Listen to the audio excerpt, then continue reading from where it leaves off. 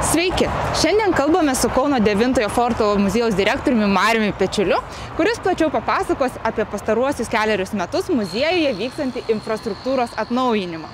Mariu, gal galėtumėt papasakoti, kodėl apskritai prireikė šį pastatą tvarkyti ir kokie darbai numatomi atlikti? Taip, tai sveiki visi. Pagrindiniai du dalykai, atsakant į šį klausimą. Tai pirmasis dalykas tai yra tai, kad pastatas jau iš tikrųjų buvo nusidėvėjęs ir jisai verkiant prašėsi atnaujinimo.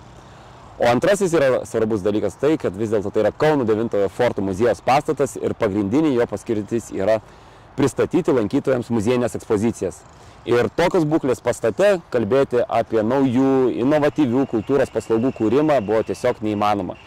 Tai būtent šitos dvi pagrindinės priežastys paskatino mus ieškoti įvairių šaltinių, ieškoti kelių, kaip būtų galima šį tikrai išskirtinį architektūrinį paminklą sutvarkyti.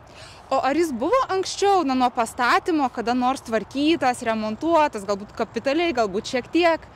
Ne, čia ir buvo pagrindinė priežastis, nes nuo pat 1984 metų, kuomet šis pastatas ir buvo atvertas lankytojams, reikšmingo atnaujinimo jisai neturėjo. O vėlgi įvertinant dar tą tokį svarbų aspektą, kad mes matom, tikrai pastatas yra neeilinis, sudėtingų formų. Ir turint omenyje, kada jisai buvo statytas sovietmečiu, kuomet tikrai buvo trūkumas visko. Ir realizuoti kažkokias tai inovatyvias idėjas, inovatyvius architektūrinius sumanymus reikėjo su tomis medžiagomis, kurias tuometiniai statytojai turėjo. Tai vadinasi, su labai mažu kiekiu kažkokiu tai inovatyvių medžiagų.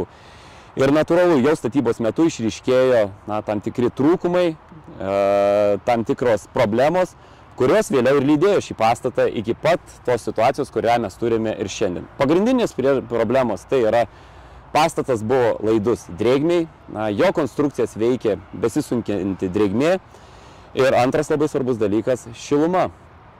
Jis tikrai neturi nieko bendro su šiandieniniais energinio naudingumo reikalavimais. Pastatas yra betoninis ir jisai labai laidus šilumai, laidus tai čia yra blogąja prasme, laidus šilumos išėjimui į išorę.